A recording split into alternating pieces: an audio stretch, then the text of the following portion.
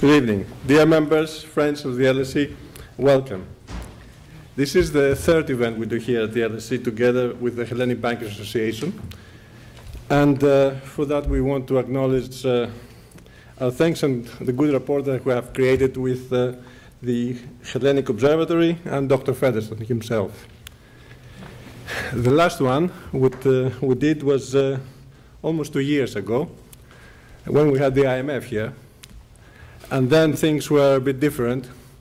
I can only see also about in terms of security, it's much less today. So must be things are getting probably better, we hope. I would like also to thank the Greek Embassy through the European Union Greek Presidency for their support. And His Excellency, our Ambassador, Mr. Bikas, he's not here today. He knew a long time before that he had another commitment outside London. Greece and the periphery are enduring a very painful trial, which is economic, but also, most importantly, a social one. And there have been too many unheard cases of personal suffering. The EU parliamentary elections next week are also very important. We look forward to the new persons and leaders who will emerge and will frame fresh ideas or current ideas in fresh perspectives. Personalities do matter, and those people are responsible for choices and how the things turn out eventually. So let's talk about growth, which is the topic for today. It's a magic word. It's praised by almost everybody. Everybody should work together and to put the ingredients to restart growth for Greece and the periphery as a means for social improvement. The growth spiral downwards in Greece and the periphery seems to be coming to an end. We debate today the tools for growth and the limitations to this, and that's what our guests and panelists will say. However, this should not deter us, because if that was the case and visionaries were deterred by limitations, then there would be no progress. Debates like today shape opinion and collectively create action and results. Dr. Featherstone would introduce us to distinguished panelists, and we hope that we'll have a good and provoking debate. Thank you.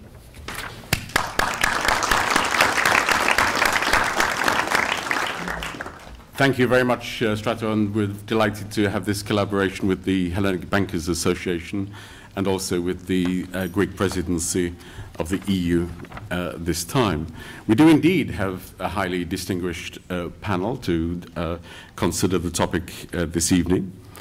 Our first speaker will be Wolfgang Munchau, who is the Associate Editor and European Economic Columnist of the Financial Times. He's previously been the co-editor of the FT Deutschland. He is also the co-founder and president of the Euro Intelligence Company, and his books on the financial crisis have received a number of awards. Our second speaker will be Vicky Pryce, who is the Chief Economic Advisor to the consulting firm CEBR. She's a former Director General for Economics at the Department for Business, Innovation and Skills. She was the joint head of the UK Government's Economic Service, and she's held a number of academic posts. She's currently on the Council of the Institute for Fiscal Studies, and she's the author of numerous books, and most recently of Greekonomics, if I've got that correctly, in 2013, which is an excellent book to read on the crisis. We're welcoming Vicky back because she's an alumna of the LSE. Horst Reichenbach is the head of the European Commission's Task Force for Greece and has been since it was originated in September 2011. He's previously held positions as Secretary General and Vice President of the European Bank for Reconstruction and Development here in London. And he was Director General of Enterprise and Industry at the European Commission, and he had served in the Commission for some 30 years. He has a PhD in growth economics, which seemed to be highly relevant to this evening. Philippe Costeletos is a partner and co-founder at DMC Partners. He's got over 20 years of experience in private equity. He has worked at JP Morgan, Morgan Stanley. He's the chairman of Hellas Telecommunications, and he has qualifications from Columbia and Yale. So we have a highly distinguished panel. I've invited our panelists to speak for about 10 minutes or less. That's good as well, not to exceed the time. So we will have the panelists speak on a number of aspects of our topic this evening, and then there should be plenty of time for questions and comments from the audience. So I'm going to invite, first of all, Wolfgang Munchau to start us off, focusing, I imagine, on the Eurozone and its strategy. Wolfgang. Thank you, Kevin.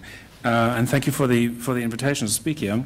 You asked me to answer the question whether the crisis is over. And my answer would be the answer that journalists usually hate to hear when they ask the question, which is this is the wrong question, because it's obviously in one sense it is. If the crisis had if we had high bond yields, the immediate solvency of governments was endangered. That is now obviously not the case. So in that sense, the crisis is, yes, of course, that part of the crisis is indeed over. It may or may not return. It's just impossible to predict the bond markets. The markets have swung to the other extreme. In my view, not reflecting health, but reflecting an expectation of persistent economic weakness. If there's any meaning in those prices, I wouldn't, however, attach too much meaning in bond prices because these are mostly liquidity-driven market swings. So from the market perspective, we could say yes, the crisis is over. In the financial markets, you talk to everyone, it's over. So the atmosphere that you get, it's indeed very over. But obviously, if you look at the economies themselves, the crisis is from the perspective of the people in the Eurozone, except perhaps in some pockets of the central northern parts of the Eurozone, the crisis continues. We've seen the figures today. The Eurozone's growth in the first quarter was extremely disappointing. People had expected an increase quarter to quarter on 0.4. It was only half of that. Italy is back into negative growth, whereas other periphery countries are back into negative growth. It looks like we are on the brink of what is a triple dip recession. We've had a double dip, the first dip in 2009, then in 2011. Obviously, however you define it, I actually don't define it as a triple dip recession. For me, this was just one giant recession. There were just different phases. This is a recession that had lasted 5 years. In Greece, certainly it has, but it really has in most of the rest of the periphery. And our sort of compass of 2 consecutive quarters of growth or positive or negative growth is something quite useful for a normal business cycle, but clearly not for this situation. So this is a period of sustained economic weakness, and the idea that we are sort of in a recovery, in a strong recovery, as some of the survey data suggested. This was what led a lot of people to believe that this is really going well, because they looked at IFO indices in Germany or these purchasing managers surveys that say that this is a very robust recovery. According to those indicators, we must be in almost a boom, an unsustainable boom. The data suggests that this is like 2005, 2006. But then again, our economies are very different than they were in 2005 and 2006. We have much lower levels of GDP in many countries. Actual levels of GDP are lower than then, and of course much higher levels of employment.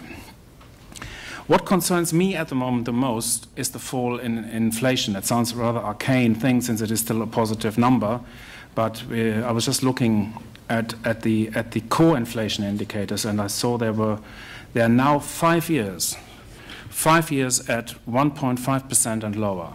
The ECB has an inflation target of 2% or just under 2%, but they fell off in 2009 to a level at 1.5. Then they fell much lower in that 2009 recession. They never recovered fully. They then were at sort of 1 to 1.5%. Then they fell to about 1%, and in about a year ago, They were at 1%, and since they have been around 1%, and then they fell to 0.8% about 6 months ago. So there's been a gradual decline in those core rates, which are the stable, the forward-looking part of inflation rates, excluding volatile items, energy. And that tells me that something, and this has been a very persistent structural trend towards, towards a lower rate. And I think we have already a situation where inflation has actually decoupled. The question of whether the ECB can still, do something and get these inflation rates up, they should have done more. If I look back, I think we could identify a whole number of policy errors, not only the increases in interest rates they did in 2011, but the failure to take the most recent, 6 months ago, the recent fall in both headline and core inflation rates seriously enough, not reacting with policy, and only reacting now that the pressures really become intolerable for them. I think this we'll probably look at with hindsight as one of the main policy mistakes that were made in the crisis, and that make it very difficult for us to overcome this crisis. And this is not just weak growth in terms of this is because it's bad in itself. A 1% inflation rate, if it is sustained, will have very serious implications for debt sustainability. If you look at just Italian debt sustainability, where it's a country with 135%, 34% level of debt to GDP, all sustainability assumptions for Italy rest on the notion of a 3% nominal growth. And that would normally be, over longer periods. So that would be like you say 2% inflation, because that's the target, and 1% real growth. If you do structural reforms, you make sure that you can ascertain those 1% real growth, because 1% real growth is more than what Italy had in the past. If inflation is down from 2 to 1%, the nominal growth rate, even with economic reforms, would fall from 3 to 2. The implication for debt sustainability are serious. Italy would need to offset that with a much higher primary surplus, which is not going to happen. If you look at the current policy of the government, they're going in the other direction. They have announced tax cuts. I'm not saying this is a wrong policy, but I'm saying that if in this mix of low inflation, a general weakness of GDP and high debt, this is not together a scenario of debt sustainability. So my expectation, before I end my speech, my expectation is that the crisis will return, but it will probably not return in the way we experienced it. It will return at some stage in that governments may have to impose new austerity or prolonged austerity, and that it would result in a political backlash. In Italy, though not in Greece, but interestingly in Italy, the latest Pew Research poll suggested that about 60% of the population no longer supports the euro. They are supporting parties. 65% of the opinion polls for the European elections suggest they are supporting parties to 65%. That at one point or other have questioned Italy's commitment to the euro. Some want out, some want to have a referendum, like Grillo's 5-Star movement, which seems to be doing rather well. So, Italy is the country where there's already I would say, a first-stage political backlash. It's a first stage. We're not anywhere near a referendum or anything near a decision, but I would call this a first stage. This is, for the first stage, there is a political debate about Euro membership a serious debate in any country. I wouldn't call it a serious debate. It's not a very serious debate, but it is a beginning of a debate. And I would think that this is something which is not going to go away with the European elections.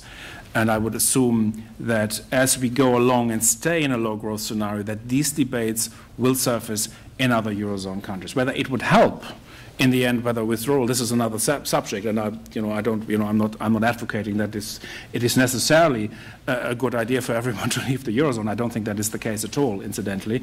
But we are in a phase where the hope that no one will ever question this, which was the idea of the original backstop, I think that's illusionary. We will have this debate in several countries. Thank you, Wolfgang, very much indeed. Vicky. Thank you. Well, we just heard a very depressing explanation of what's going to be happening in Europe. And of course, I mean, Greece isn't operating in isolation. My job is to say a few words about where Greece is. Because, of course, there have been some good news, supposedly. First of all, we had a primary surplus in Greece last year, which was really not expected, of 1.5 billion. And there may indeed be a primary surplus again in 2014, although things don't look quite that good. But we get to that later, perhaps, in the discussions. Also, the banking system, which looked pretty ropey, has been performing reasonably well recently. It's been recapitalized. They've actually been able to go out to the markets themselves, some of the banks, and raise money and be able to improve the sort of equity position that there is. And they look slightly stronger than we would have expected just a few months ago. So things have improved in that way as well. So all that is good news, but there is a lot of underlying weakness that's still there. In fact, particularly listening to what we just heard, the worries increase rather than decrease.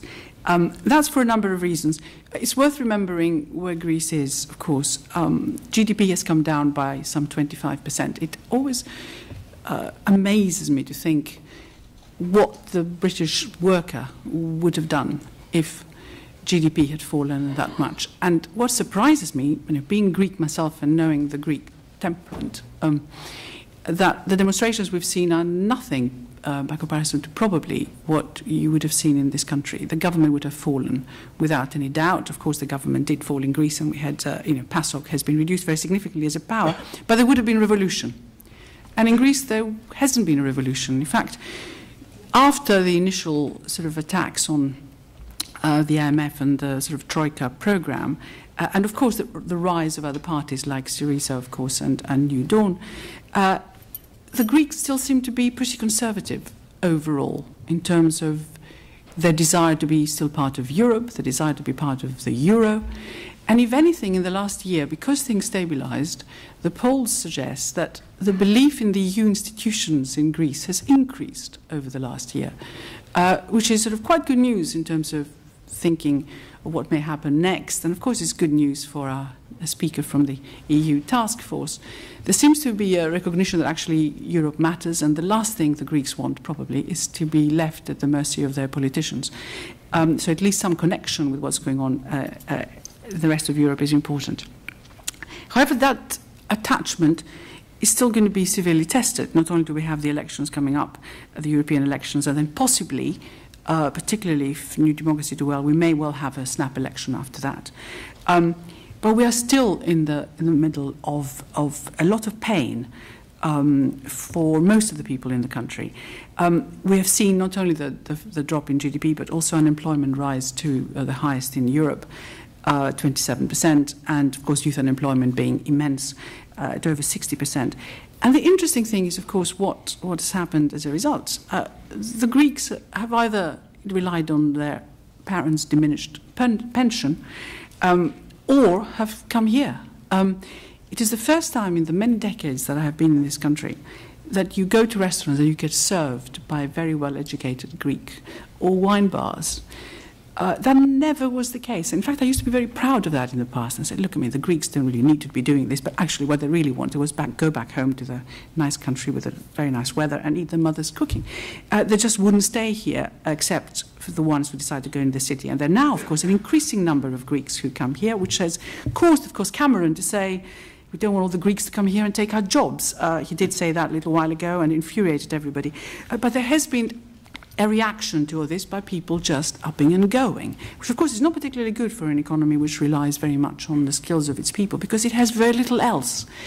And that is the crux of the matter. And what you find when you look at Greece is this pain that the IMF imposed over a number of years, which of course led to a huge reduction in incomes and a huge reduction in minimum wage, a huge reduction in salaries by about 30%.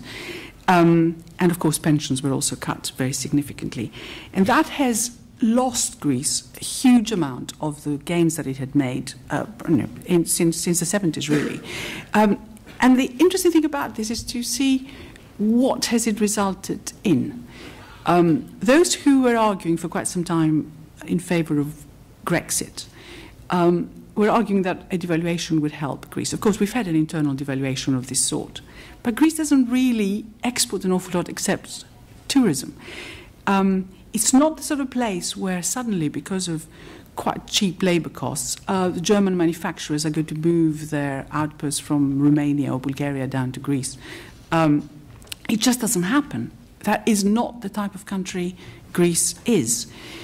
And the reduction in wages has come with absolutely no improvement in productivity of people. So you're left just with a serious issue in terms of demand in the economy, and of course with a serious issue in terms of being able to collect tax, whether it's VAT receipts, whether it is corporation tax, and of course businesses are going out of business at an alarming rate still.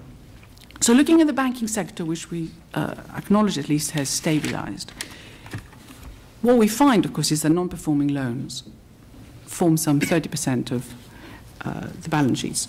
And that is a big issue in Greece, like it would be in any other country. And of course, there is no incentive to go out and foreclose, if you like, on all those, because there isn't really very much collateral to take back. Property prices have collapsed by some 60%.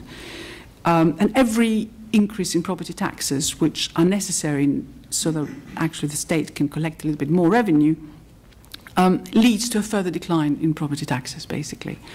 And when people don't go out to eat and don't drive their cars, it's very difficult to collect either VAT or any duties on petrol. And of course, the government has reacted, reduced the VAT on eating out, which of course has been a Greek habit for as long as I can remember. And the Greeks actually started going out and eating a bit more. You just find those little incentives, in fact, working. In addition, of course, to all the other problems, Wolfgang mentioned this in terms of low inflation in Europe. Of course, we've had deflation in Greece. And that's hugely bad news, because after all, Greece has one of the highest debt to GDP levels in Europe, 175 to 180%. With deflation, that becomes just harder to sustain. And of course, with very little growth, which has been revised, actually, a number of people now are thinking that rather than the 0.6% growth in this year, which we may finally see some growth, and there have been some indicators of that happening, may in fact be only 0.3%. The interesting thing about when you're very close to zero is that it could very easily move the other way. And if the rest of Europe doesn't recover to the extent that we all hoped it would, then obviously Greece will suffer too, since it can't actually act in isolation. Maybe there will be many, many more Greeks coming here after all, causing Cameron to say something again, which will be rather sad. But it is also worth, obviously we're looking ahead to see what has happened in Greece that might allow for growth to resume, assuming the economic environment is better. Now, we've seen that Portugal and Ireland have exited the bailout programs. They still, of course, have quite high debt to GDP ratio themselves. Greece hasn't and isn't going to, certainly for a couple of years. There are problems in Greece. There are problems in terms of inability to reform. There are problems in terms of bureaucracy. There are problems in terms of the admin system. The OECD report done a few years ago found that Greece was probably the worst country in terms of its administrative efficiency. So the public sector, absolutely useless from that point of view. And of course, reform has been very, very slow to happen. The Greeks did not reduce the size of the public sector as soon as they should have done. They have not instituted the types of reforms that Portugal has done. And it is doing it now, rather late, and of course still with huge opposition in the country. Is it going to be a reformed economy rising out to show everyone that actually all the pain has worked? Well, the answer is with difficulty. The IMF has now conceded that it should have pushed for a restructuring of the debt 3 years ago. The IMF's prescription for Greece seemed to have completely ignored how the multiplier might work. In other words, they did not realize that the austerity measures were in fact going to lead to a downward spiral, which is precisely what happened. They have learned some lessons, but we probably don't want to tell them off too much because, of course, the IMF's bailout package for Greece was the largest they had ever done anywhere around the world. Very, very difficult to see what the impact would be on a country like Greece when the highest package that they had been involved in before was 35 billion in Brazil. So you can't blame them particularly. You can't blame them for pushing an ideology, which actually has gone completely wrong in my view. The Greeks haven't helped. They are generally considered to be impossible by the Brussels bureaucrats, and that's probably a reasonable reflection of their negotiating habits. But what it does, nevertheless, it leaves me with a very serious concern, and particularly looking at the debt sustainability issues, which Wolfgang, in fact, mentioned. Greece is in the worst position of them all.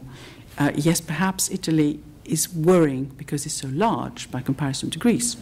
But the idea that you can actually sustain a 180% debt to GDP ratio with growth of practically 0% and with a non-reformed economy is pie in the sky. So restructuring is going to happen, and that is probably what Greece needs.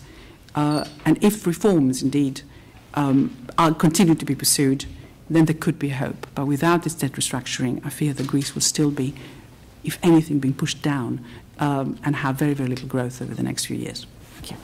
Thank you, Vicky, very much indeed. Can I just ask one quick question? The primary surplus 2013, how robust do you think that is?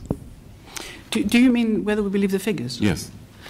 We had an interesting discussion with the next speaker at lunch, and the data that's coming out of Greece seems to have improved quite considerably, so you can rely quite a lot on what's there. But of course, we all know what it means. First of all, it doesn't include any debt repayments.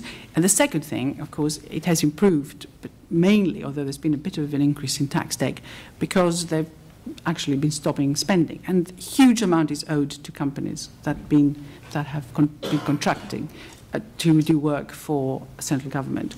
And that's one of the ways in which it's been flattered, plus some money which is coming from Europe in terms of structural funds and some repayments of some of the profits that have been made by the ECB, which have been returned now in terms of the bond buying. So it is slightly artificial from that point of view, but I think we can believe the figures, even though they have been flattered by all these things that I have said. Okay, thank you. So we can believe the figures, but there's 27 footnotes to qualify. Yes. Okay, I think I follow that. Thank you. So we move from questions of economic strategy of the Eurozone to perhaps more practical issues of reform in Greece, and Horst Reichenbach, and the head of the task force for Greece. Please. Well, I will start also with some general considerations on where Greece stands at the moment. Clearly, in terms of the financial situation, a turning point has been reached. The Greek banks were recapitalized. The bond markets are open, not only for the banks, but also for the state and for corporates. So all this is a turnaround which even a few months ago not many people in this room would have considered possible. In addition, also in the relations between Europe and Greece, we are at a turning point. For 4 years, you all are aware that the Troika has negotiated with the Greek authorities what needs to be happening over the next months and years in the so-called adjustment programs. Now, for the first time, the Greek authorities have very recently put forward their own ideas on what should happen over the next decade in order to make Greece a prosperous and employment intensive country. Greece 2021 is a first attempt to set out a strategy what will be needed, and I think this again is a starting point which is very promising. What are the main priorities which are set out and which I will give in my own words what I see and on which I see a large convergence between the Greek authorities and the EU. First of all, and in the Greek paper this is mentioned as the impediment number one for reaching growth in the future, something needs to be done for improving access to finance. And here in particular, as the bond markets may even be open for mid-caps, but for small and medium-sized enterprises, access to credit remains the big challenge. Even in the month of March of this year, the banks have reduced their credit volume by approximately 4%, which shows that the real economy, and in particular the SMEs, do suffer and continue to have constraints in continuing to operate, and even more constraints in investing into the future. Secondly, and a lot of work from the task force for Greece has gone into this, to make Greece more attractive for investors. In other words, to achieve structural reforms, to continue with what has been done over the last 2 years, in particular under the new government, but to carry this further is essential. Thirdly, and Vicky has said this already, gains in competitiveness have been achieved very largely through reduction of unit labor cost and wages more generally. And what is missing are increases in productivity. So the third priority and focus of a growth strategy has to be that productivity is increased, and in particular by concentrating on sectors in which Greece has comparative advantages. These, I think, are three key ingredients for the future growth in Greece. But as Vicky also referred to already, there will remain a large part of the population with continued suffering. And once unemployment is at a level of slightly below 30% and slightly above 50% for young people, this doesn't go away overnight. And therefore, it is very important that the system with which Greek society supports the most needy is overhauled, and a new way of ensuring social cohesion is found.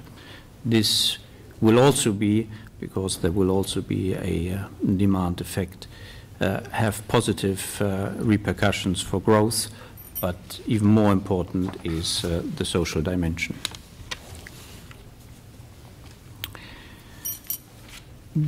Building on that, how is the outlook? How, as I was supposed to say something, can Europe help?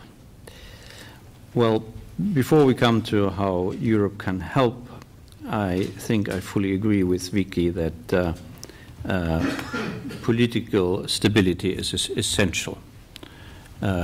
We had relative political stability now for 2 years, and it is to be hoped that a similar situation will prevail also, not only over the next months, but for 2, 4, and maybe more years. The other point which I would like to underline is that the strategy which Greece has now presented should be seen as a first step for real ownership by Greece on reforms and on the way forward.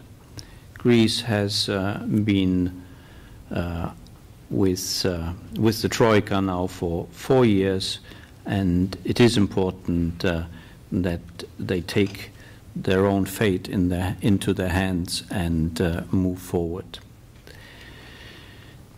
In this, certainly also a new relationship between Greece and Europe, the Eurogroup, as well as the Commission, will have to be built. And I have no clear blueprint at this point, because this will be part of an intensive discussion from now until the end of the year, when the EU adjustment program will run out. And in this context, clearly two issues will come to the forefront which require a political response. First of all, is there for Greece an additional financing need from Europe? And if this is not the case, then would that nevertheless be in one way or another a continuation of a kind of program? Or if this is the case, that further financing is needed, then what kind of further adjustment program will be established, and will one continue with the formula of the Troika, which is not particularly popular in Greece and is also in some EU institutions subject to some doubts. The other question on which Vicky has already given her view, and we will see what the political response to this is over the remaining months of this year, is the question of what kind of debt relief. The promise which was made in 2012, the Eurogroup on the 5th of May has repeated that this still holds, so some mechanism of debt relief is likely to be found towards the end of this year. So altogether, still a lot of work is ahead to make Greece fit for the future, and the technical support which the Commission, together with member states and international organizations, has provided, will probably continue to be necessary for coaching Greece for this achievement into a better future. Thank you very much. Thank you. Philippe. Thank you. Well, much has been said and written about the current situation, what led to the current situation, who is to blame. I mean, to paraphrase Paul Krugman, core countries portray the euro crisis as a morality play, a tale of countries that lived high and now have to pay for their sins. Having said that, I will focus on the current situation from a financial perspective, and I will share some thoughts about what I think the international community, and importantly Greece, what Greece can do to help attract investment to the country. I will address 4 initiatives which have been touched upon by my fellow speakers. The four initiatives are: the first has to do with restructuring of the sovereign debt, the second one about overhauling legislative reforms and the framework, the third, importantly, about unlocking the availability of liquidity and domestic credit, and lastly, the focus on exports. So I do not want in any way to minimize or trivialize the political and financial challenge in restructuring sovereign debt, but my view is undeniably that the country's sovereign debt should have been restructured earlier. It seems that the IMF now agrees that that is the case. Interestingly, the 2 bailout programs in 2010 and 2012 and the debt buyback in 2012 have resulted in a material change in the profile of creditors in Greece. Prior to 2010, 85% of the sovereign debt was owned by the private sector. Today, over 80% is owned by these Eurozone state balance sheets. There's been a great reluctance to consider a third restructuring, understandably. Having said that, there is no doubt that Greece's current financial debt is unsustainable. I think everyone agrees on that point. The question is going to be, how will it be addressed and when? I would argue that what Greece needs is not another restructuring, but a significant debt relief. I mean, Greece cannot become a destination for long-term investments in the context of an unsustainable debt burden. While there is much the international community can do, there's even more than Greece should do to make the country a more attractive destination for investment. And this has to do, first and foremost, with an overhaul of the legislative framework. And there are 4 areas that I'd like to focus on. The first has to do with public sector bureaucracy. The bureaucracy involved in getting a license or permit continues to present a significant obstacle for doing business in Greece. Now, importantly, some progress has been made, but there's a lot more that needs to be done. Second, I believe the judicial system needs to be revamped for efficient and effective disputes of contracts. The courts are clogged with contractual disputes, which can often take up to 10 years. An investor would be wary of committing capital or signing contracts in Greece if there is no clear framework within which disputes can be resolved efficiently. Third, there needs to be more stability and dependability on the tax system. The uncertainty about what the tax environment will be next year or in the medium term, again, make it very difficult for investors to price risk in that context. Finally, I believe the regulation regarding land ownership, permitting, and zoning need to be reformed and clarified.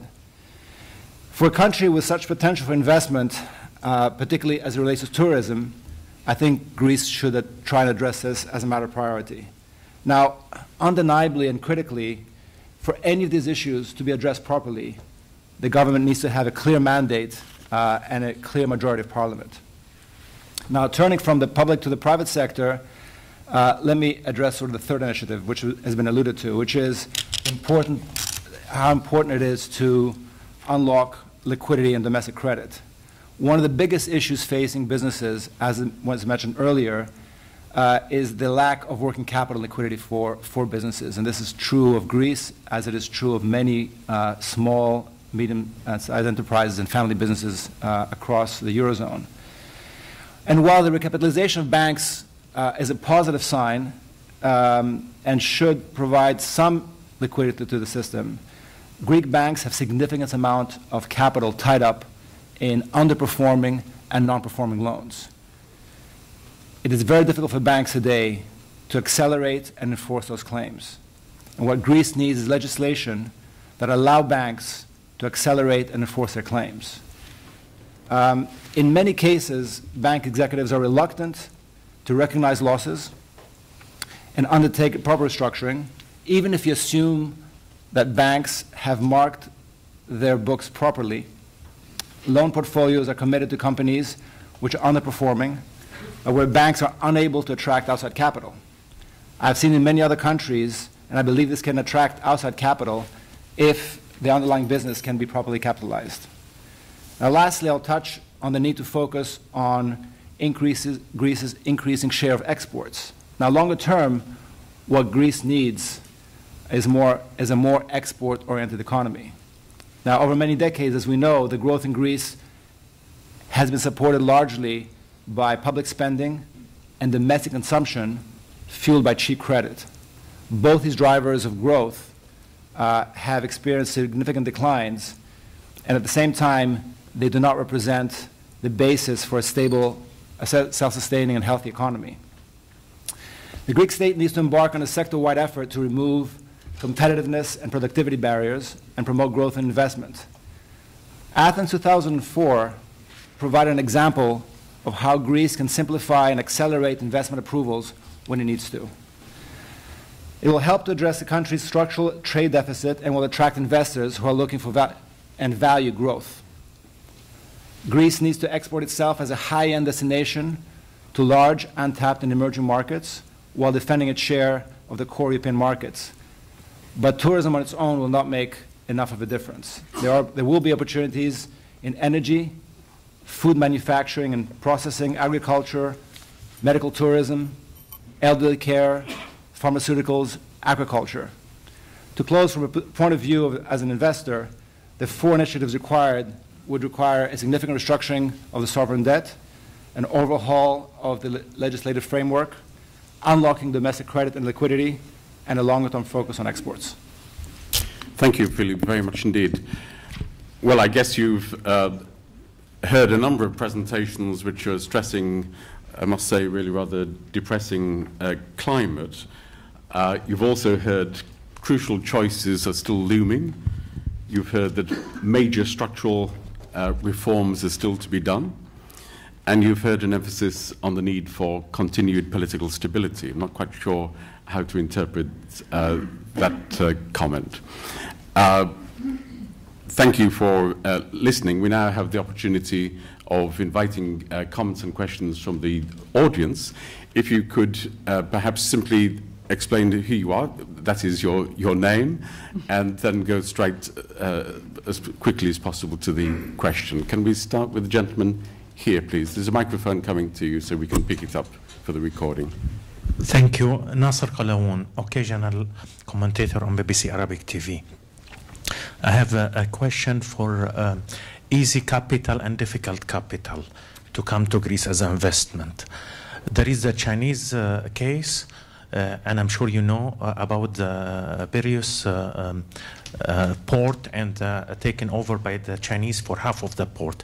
Chinese capital, especially in Africa, comes with Chinese workforce, even if it's a trickle at the beginning. So my question, compare it to this one to Arab capital. We read in the Arab press headlines, the UAE promises 10 billion or Qatar or whatever to investment. Arab capital, especially from Gulf countries, doesn't come with workforce. It comes free.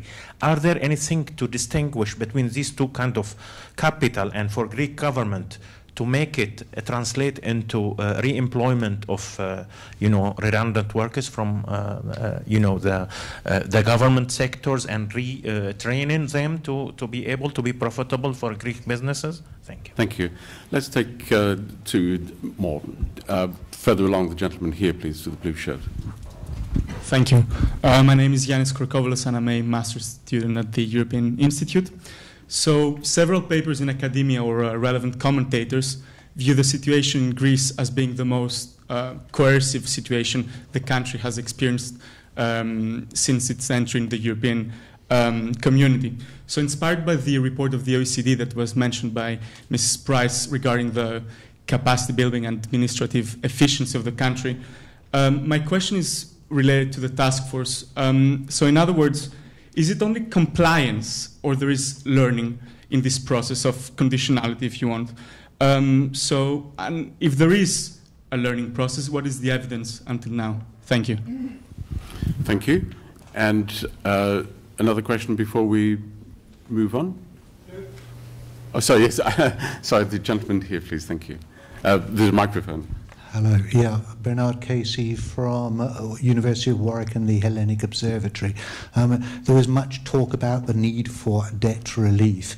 The IMF is agreeing, everybody seems to agree that something has to be done. I wondered whether anybody could comment upon the London Debt Accord of 1953 as a potential model, particularly as a way to bring the Germans on board, and what kind of conditionality perhaps ought to be applied if there were to be a reworking of something like the London Debt Accord. Thank you. Thank you. We start with nice, easy questions.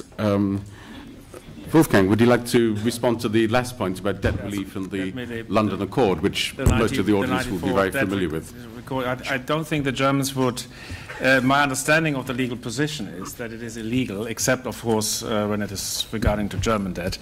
No, to be seriously, it's the view of the contractual agreements on the ESM that Germany does not voluntarily go into a deal on debt relief.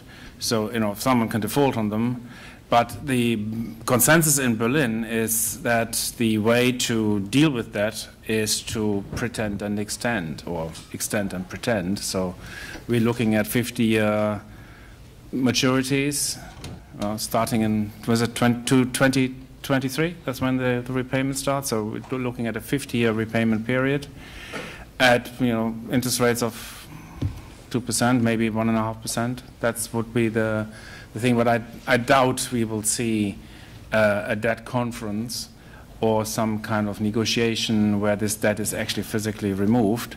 And for as long as that debt is on the books, there is always the question of that it might be defaulted on, at some time in the future. So I'm hesitant that this approach is sustainable, and I'm not sure if I was a real investor, a bricks and mortar type investor, whether I would invest in an economy that had such high levels of debt. That seems to be a factor providing a disincentive. Thank you. Vicky, do you want to respond to the point about different types of FDI and workers coming with it? Well, obviously one needs to be very open to foreign investment, without any doubt, wherever it's coming from. But one has to also be wary of some of the conditions attached. But of course, we know that the Qataris have been trying to get into Greece for quite some time. They wanted to buy they put a bid actually for some of the stuff that we're trying to privatize, for the Hellenic development there, and they're very active. And I think they will be actually very important in the overall amount that comes into Greece. And it is very attractive for all sorts of reasons for them to come in. And I don't think there is a prejudice from that point of view. But I think you're right. But I just can't imagine that there'll be sort of millions of Chinese coming over to do various jobs. I think so. The comparison you draw isn't quite right. It's not like Africa, possibly, or really doing mineral stuff, or sort of mines and really being very involved in some of the extraction that happens in other places. Of course, there is quite a lot that can be discovered in Greece as well. So I don't think there is. It's quite as stark as you suggest in terms of the differences between the two. But I think Greece is very, very, very open to Arab money coming in. Good, thank you. Now, I suspect, Horst, that the question about whether Greece is adapting by force or whether Greece is learning may possibly be directed to you. Well, that's a possibility. Maybe I should say that conceptually there is a very clear distinction between the tasks which the Troika has and those which are performed by the task force. The Troika negotiates with the Greek authorities a set of reforms and policy measures, economic policy measures, and then goes on a regular basis every 3 months approximately in order to verify whether the promises which the Greeks have made in these negotiations have been fulfilled or not.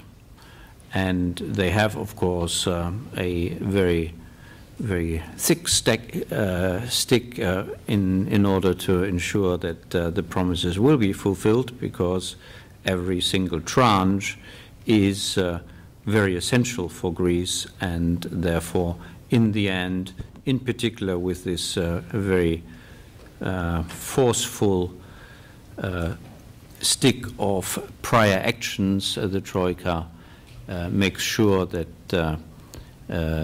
this is the case. The task force has a completely different role. The task force has been created on request from the then Prime Minister Papandreou in order to support Greece to be able to fulfill the promises which they are making in the context of the negotiations with the Troika. And this is done with technical support in a broad range of fields, from administrative reform over tax administration improvements, business environment questions, as has been set out by Philippe, and other aspects of reforms. And these are organized in a way which has a longer-term support and is not only done by my colleagues in the task force, but organized by having many member states supporting Greece, and in addition international organizations. So it's a joint effort of solidarity from the European and international community. And for this you do need counterparts in Greece, in the Greek administration, who are willing to work together and who are learning in this process. So without these able Greek counterparts, nothing will really work in terms of implementation of the different reforms. And you find them? Absolutely. Very good.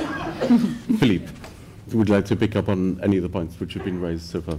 Well, I think to agree with Vicky, I think the Greece definitely welcomes capital from the Gulf region, and I agree also that a lot of the experiences that some other states have had in parts of Africa are not going to be the same in Greece, and it is critical for Greece to be very open to attracting long-term capital from investors who see, from a strategic perspective, from a resource perspective, from a access perspective, opportunities to invest. So I think there is absolutely no issue, and I think, in fact, culturally, they should be very open to accepting capital on the right terms. Okay, good. Some more questions and comments. Gentleman in the centre, please.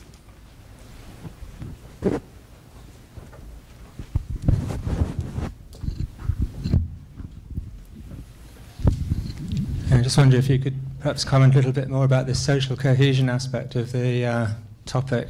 And we heard that unemployment is 25%, but it doesn't seem to have had much impact on the political stability at the moment. But I think the first point I'd like to make is that the unemployment would have been even higher if there hadn't been a spillover of the effects of the crisis into neighbouring countries. For example, Albania. Many Albanian workers have lost their jobs who previously were working in Greece.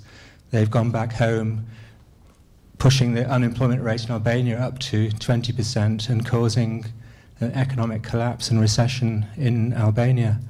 So that's a sort of safety valve for Greece, but it's spreading the crisis further abroad around in the region. And I wonder if there might be sort of more hidden and latent forces at work that are going to sort of erupt in the future, a bit like in Ukraine. I mean, that was very stable for a while, but there were things going on under the surface that people weren't really aware of. And thank you. The gentleman at the very back, please.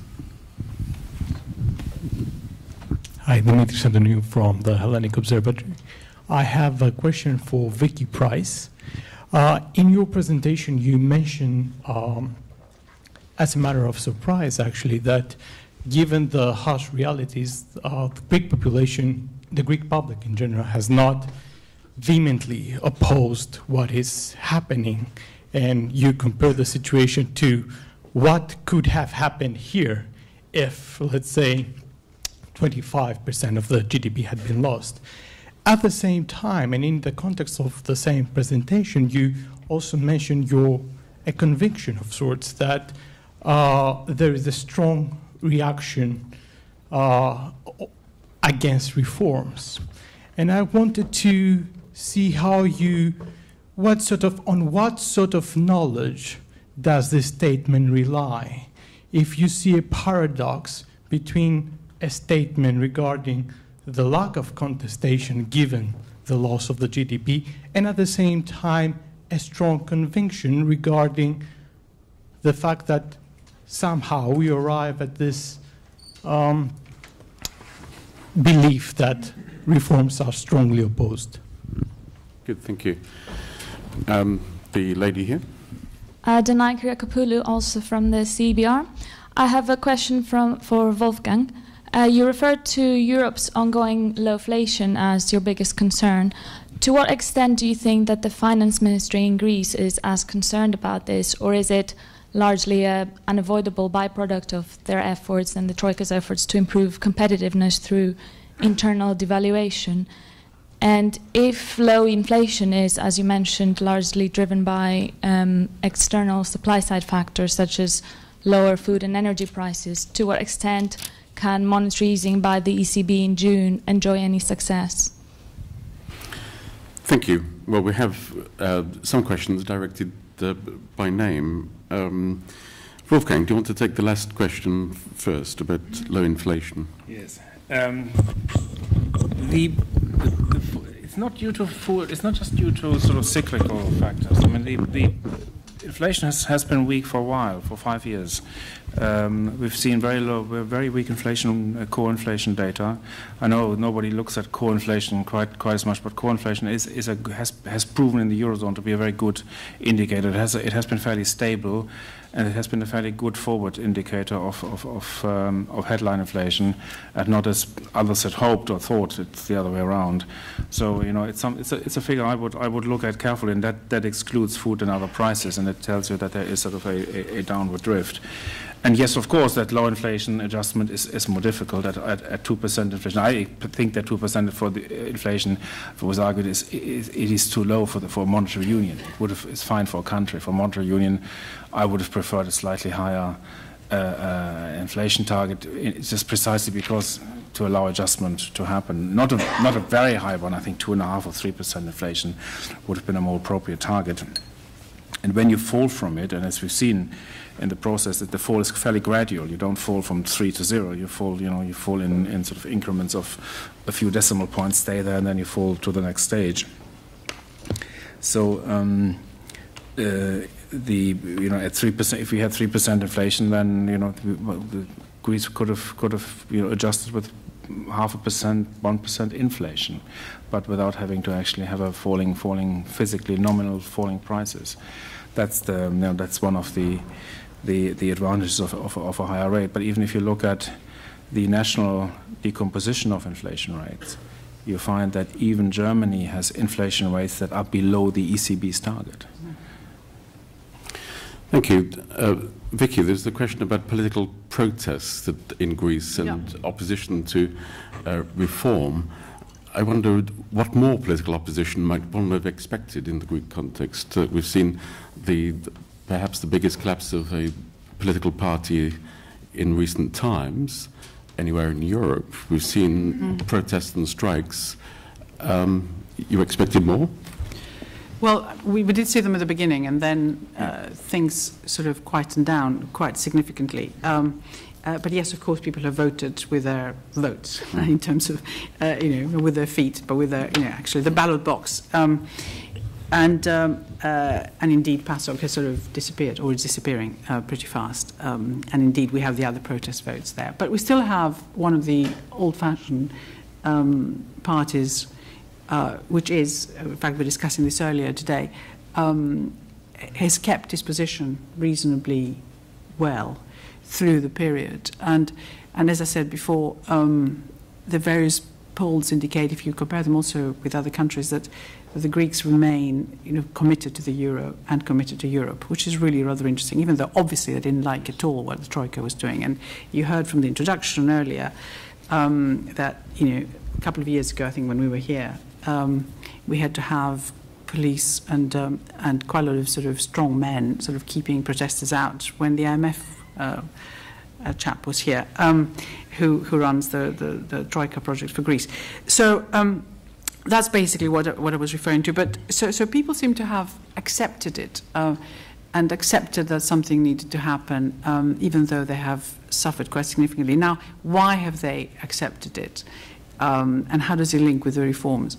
I think the interesting thing is it is precisely because there haven't been very many reforms. The public sector, people, yes, they lost quite a lot of their wages, but the public sector didn't get rid of people, hardly at all, until very, very recently when it started doing so.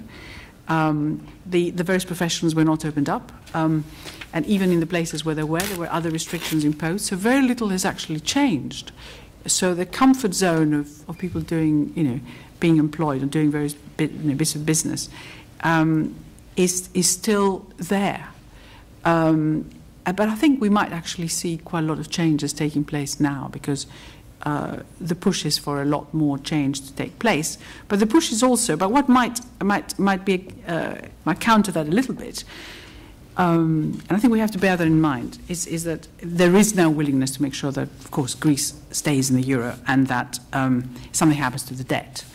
Not necessarily relief, which would be rather nice to just write it all off, but we just heard we can't have it from Wolfgang. But there will be something else, which will at least lower the perceived cost, anyway, of the debt. So there is that willingness to do something about Greece and its position. So that's at least something.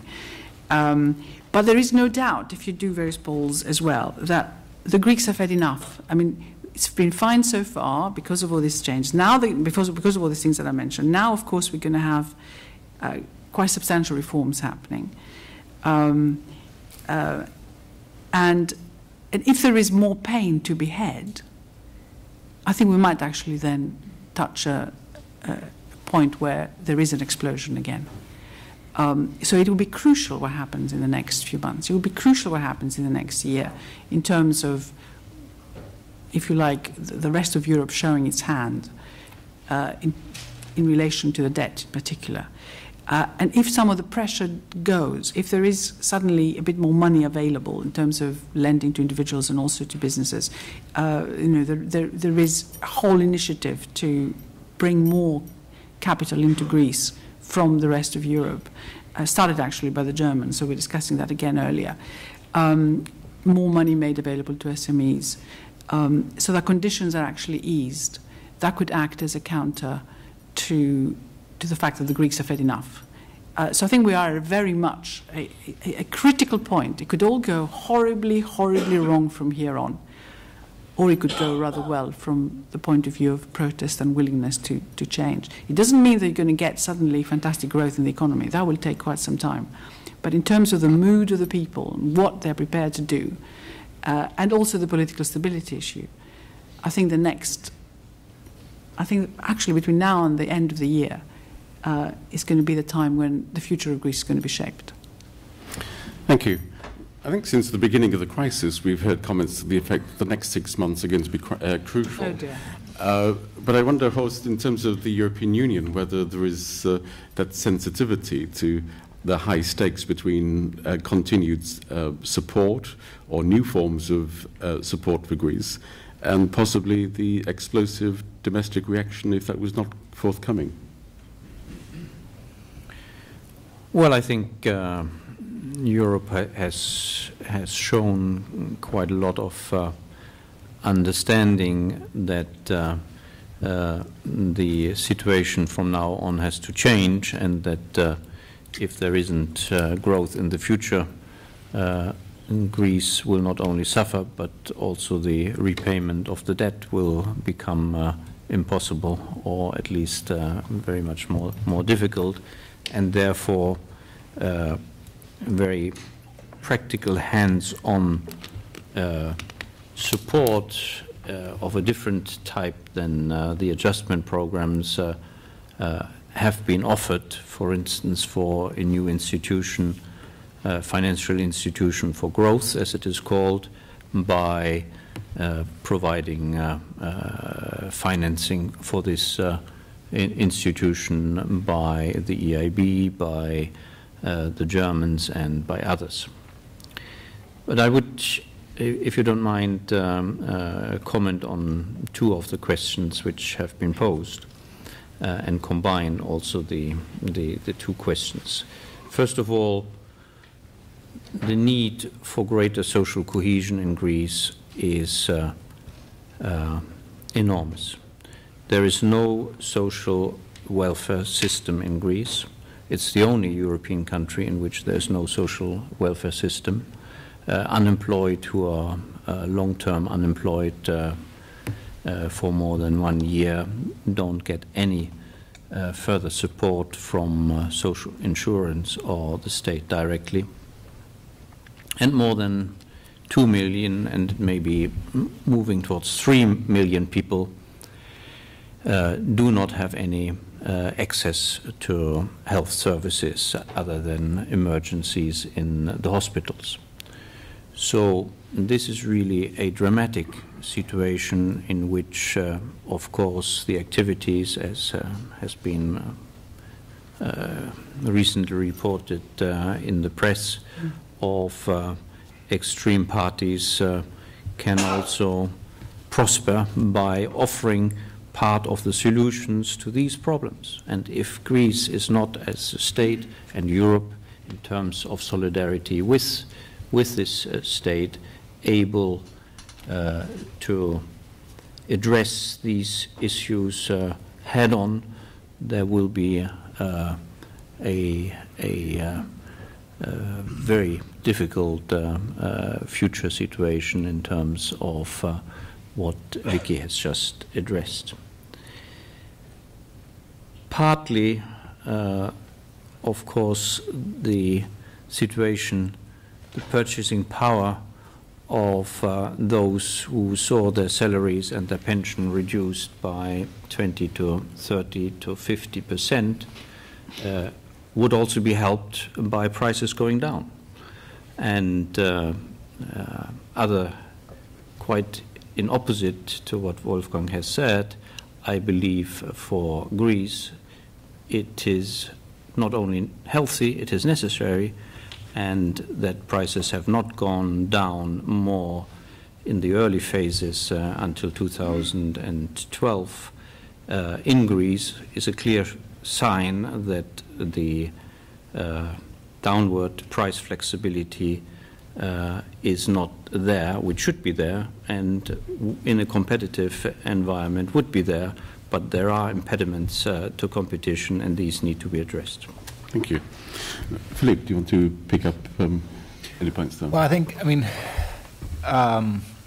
I believe that people yearn for a sense of fairness, and when you have the lack of access to healthcare, when you have hundreds of thousands of children going to school without having been fed in the morning and cannot look forward to a meal when they get back home, there is not a sense of fairness. At the same time, as a German citizen, if you've been living and saving and watching Greece grow and prosper and spend, there's not a sense of fairness. And I think that is going to make the debate very difficult, because each of these issues are treated bilaterally in terms of the electorate, and the social discussions are within each country. And everyone feels a sense of that they've not been treated fairly, and it becomes difficult to cross between those two cultures and have one debate. I mean, it's difficult to convince, why should a German citizen be forced to pay for excesses and the sense of entitlement which Greek has had for so long in terms of their benefits, and they live beyond their means. At the same time, why should so many children not have access to proper meals at home?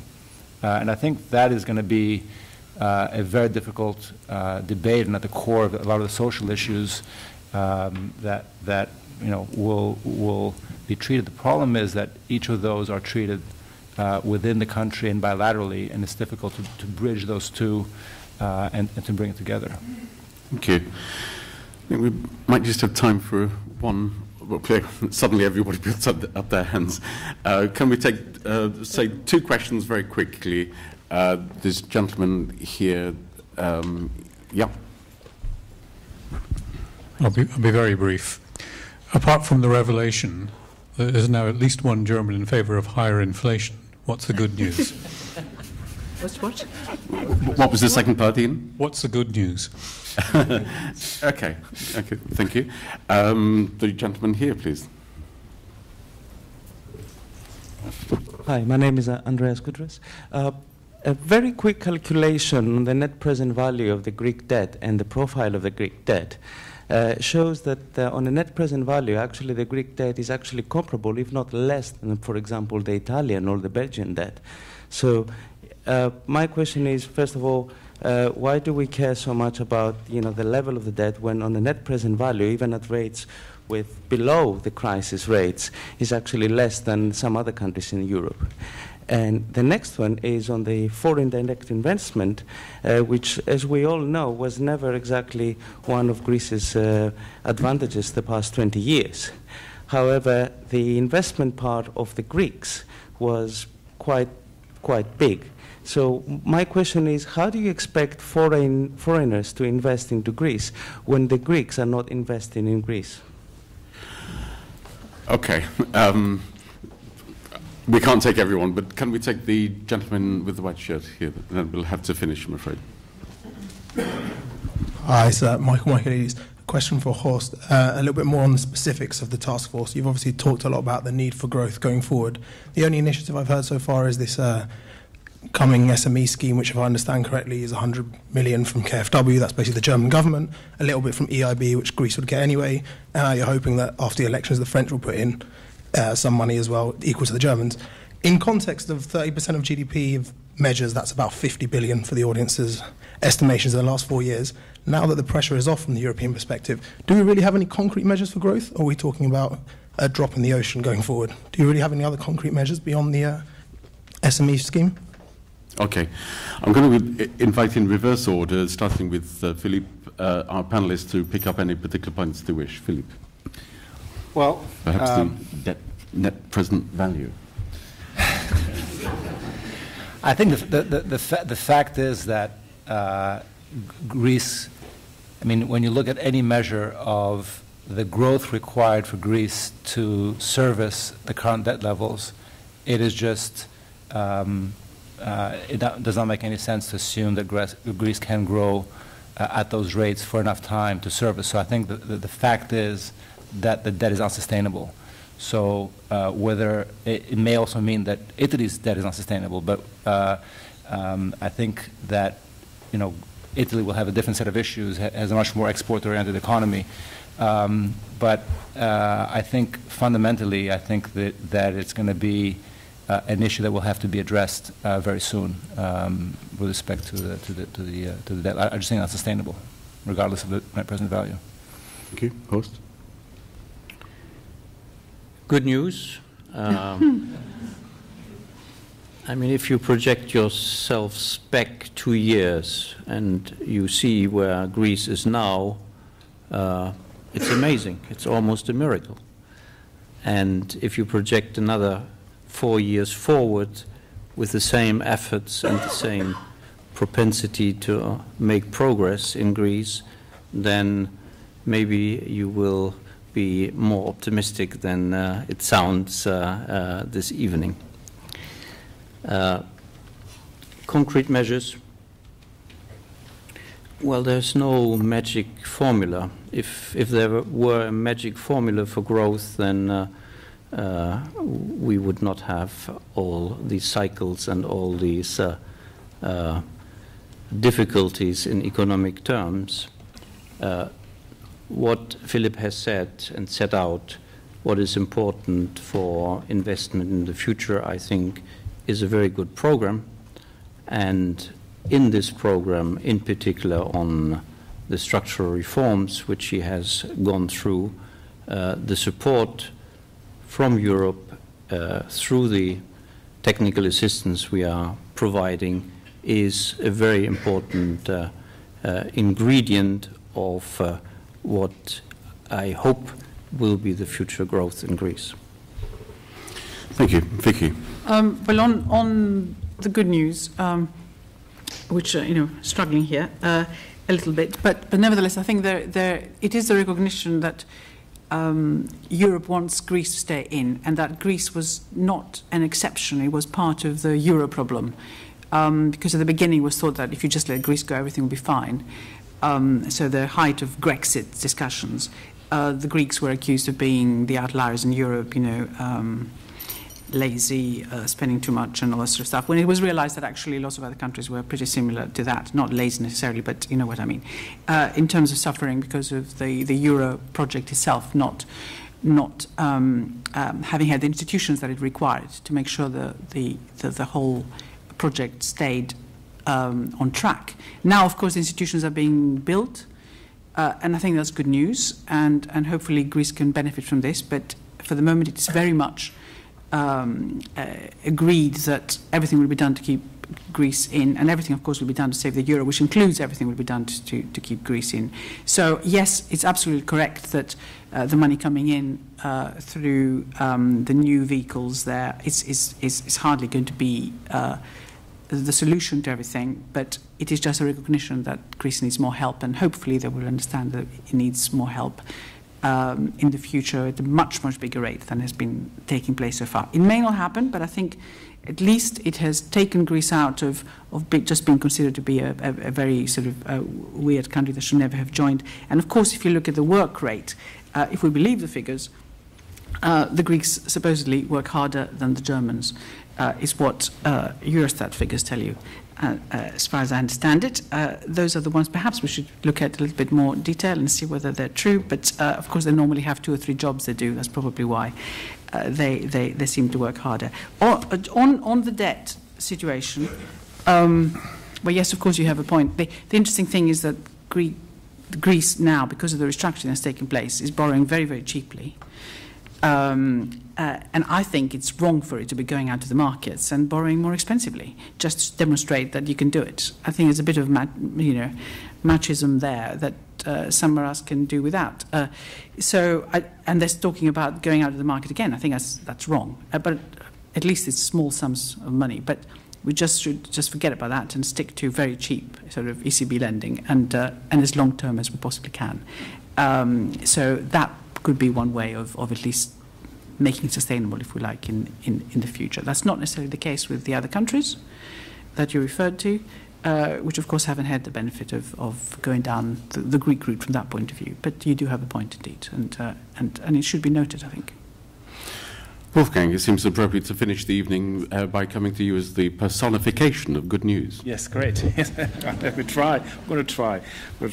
Let me start off on the NPV question. I mean, obviously, as interest rates go to zero, the amount of sustainable debt gets very high indeed. If they're at zero, they can become theoretically infinite. If the expectation, of course, is that interest rates remain at zero forever.